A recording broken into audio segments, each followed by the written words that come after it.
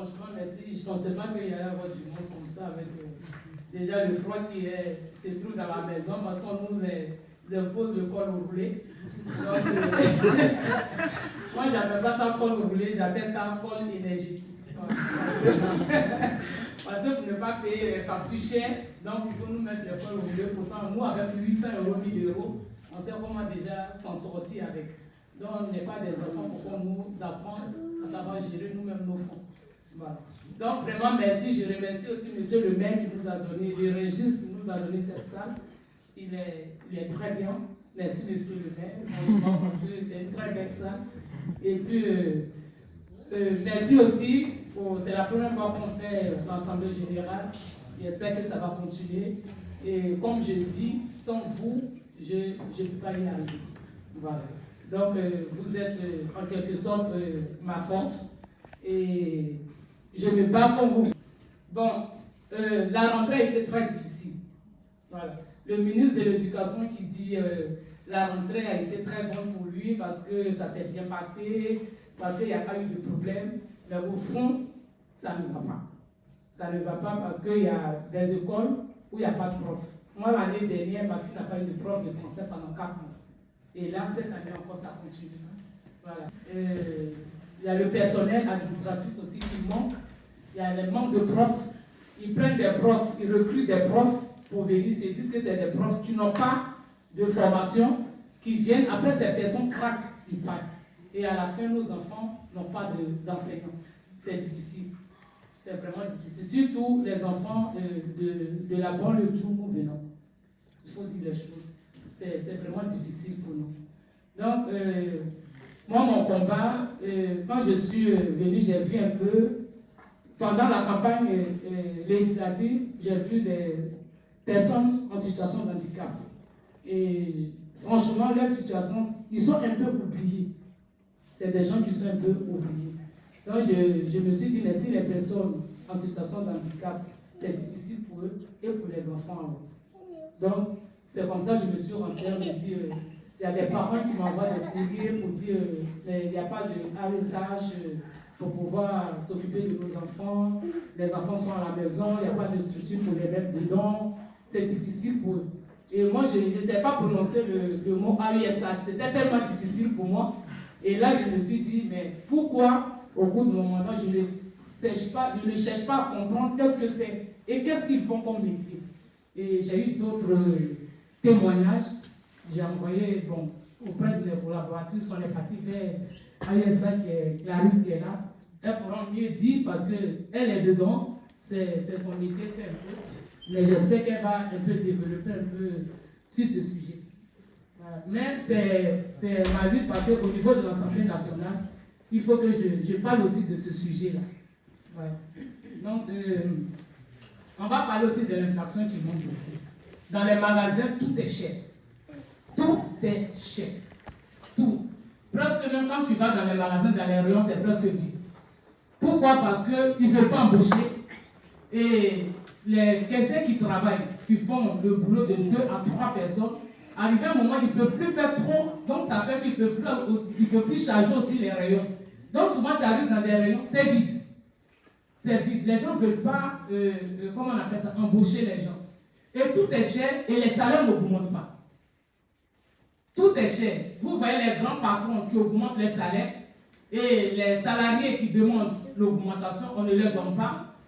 Et tout est cher. Tout. Moi, je suis mère de 5 enfants. Quand je vais au magasin, je vais faire les courses pour mes enfants. Même quand je suis avec course de 200 €, je suis étonné. C'est tellement tout petit. Je me dis, mais où va la France? C'est vraiment difficile. C'est-à-dire, nous, les pauvres, on souffre et les riches, ils s'en sortent. Donc, qu'est-ce qu'il faut faire? Qu'est-ce qu'il faut faire? Parce que le gouvernement nous fait endormir. Comme je dis, il nous parle de pouvoir économiser. Moi, quand ils viennent à la télévision, ils viennent à l'école roulée pour faire endormir les gens, pour dire, comme si chez eux à la maison, c'est pas chauffé. Donc, quand ils sont chez eux, ils mettent l'école roulée.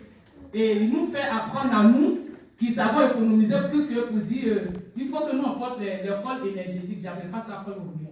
Parce que quand tu mets ça là, ils se disent que ça te chauffe bien. Vous voyez? Donc, c'est c'est un combat que le gouvernement, c'est-à-dire ils ont du mépris. Ils ont du mépris pour nous. Ils ont du mépris. Et moi, qu'est-ce que je veux vous dire ce soir? Il faut qu'on sorte quand même, il faut qu'on soit solidaire pour dire à ce gouvernement que trop c'est trop, on n'en peut plus. Trop c'est trop, on n'en peut plus. Voilà. Donc, je vais revenir un peu sur les profs. Donc, on a invité aussi 2 profs qui sont là, des syndicalistes, qui savent aussi le sujet. Je pense que tout à l'heure aussi, elles vont essayer de développer un peu aussi sur ce sujet pour nous faire comprendre exactement les problèmes de l'école. Voilà. Ils vont un peu développer ça. Maintenant, je vais aussi brosser un peu sur les sans-papiers. Sur les sans-papiers, là, lundi 3 octobre, on a rendez-vous avec la préfète du Val-de-Marne pour parler de tout. Surtout sur Massiko, je suis allé voir le bassin de rétention des freins. J'ai parlé de ça. C'est le préfet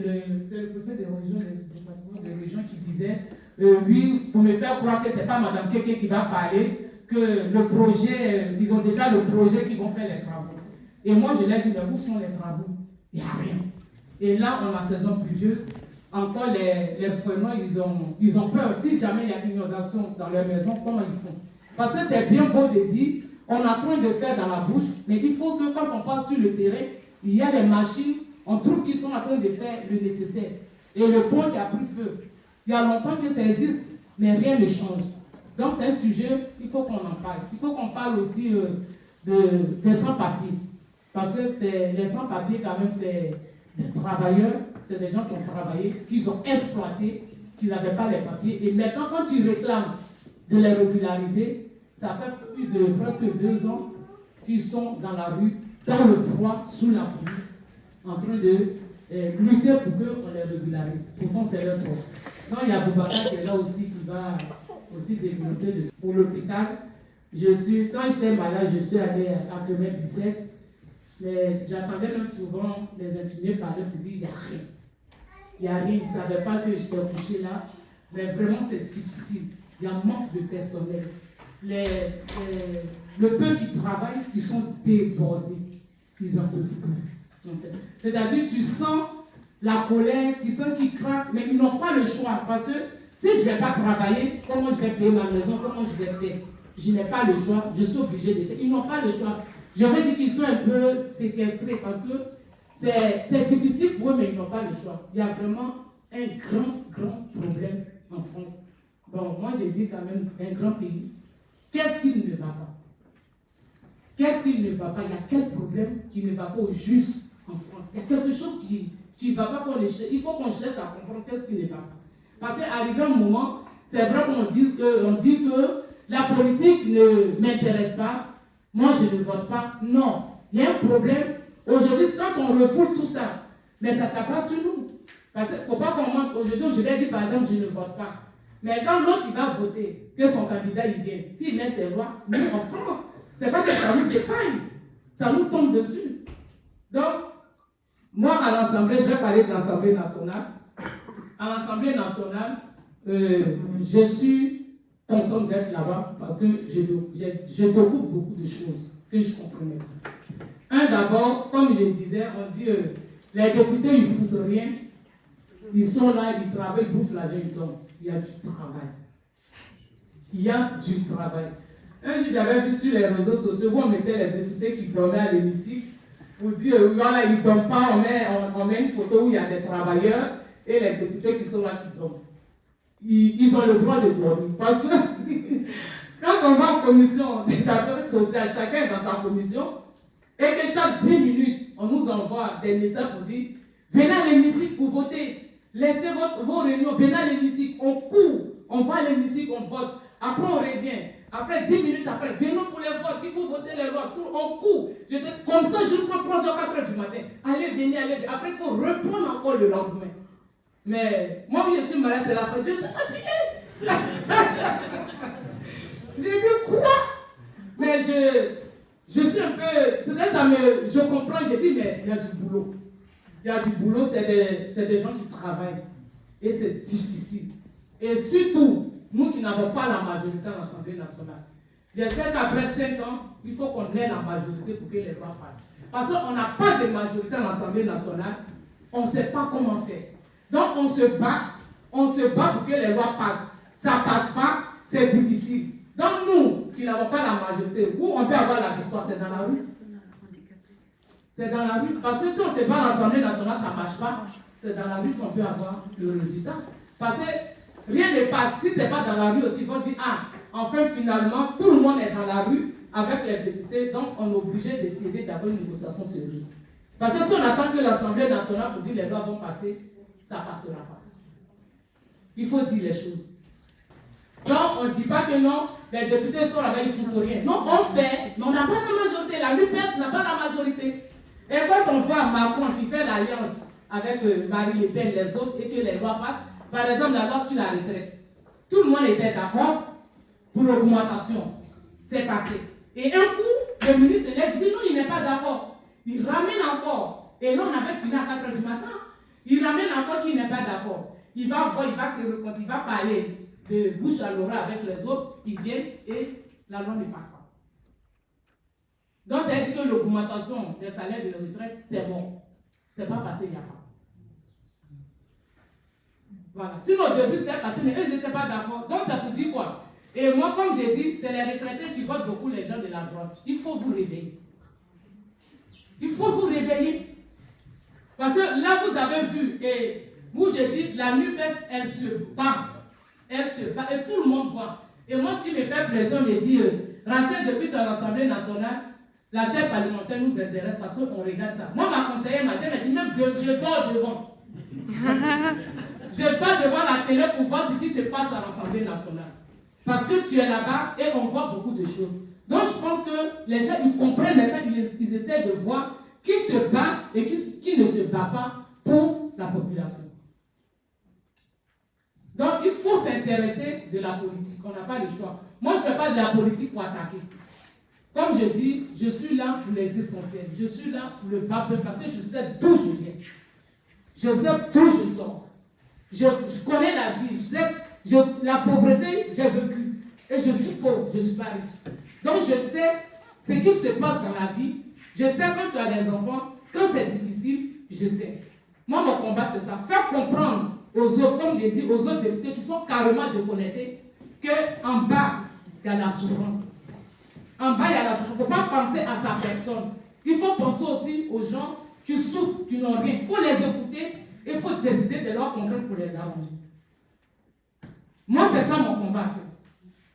C'est pour ça que pour l'augmentation du SMIC, quand ils ont refusé et que je me suis levé en Assemblée nationale et que j'ai dit qui a déjà touché 800 €, 900 €, 1000 € dans cette salle? Qui a déjà touché? Personne.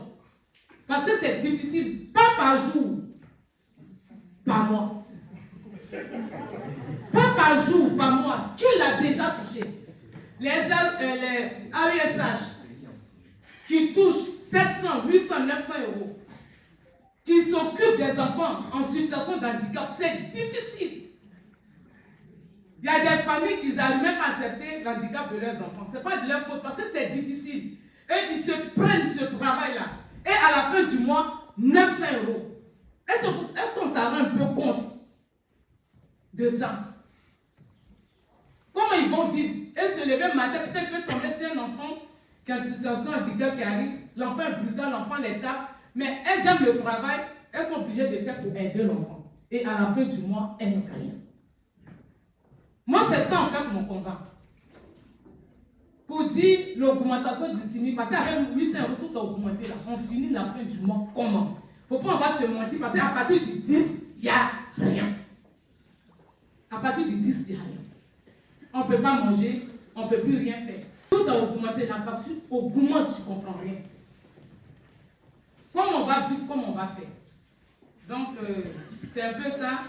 Je voulais franchement profiter de cette assemblée générale pour vous expliquer un peu nos difficultés. Moi, je veux qu'on travaille et il y a la marche du 16 octobre. La marche du 16 octobre, il faut sortir massivement. Il faut sortir massivement. Il ne faut pas qu'on reste chez nous. On n'a pas dit on va aller casser. On n'a pas dit on va aller bagarrer avec les CRS. Non. On va seulement dire au gouvernement, il est temps de comprendre la population parce que c'est difficile. C'est difficile pour nous. Donc, il faut qu'on sorte massivement. Voilà. Franchement, je vous remercie.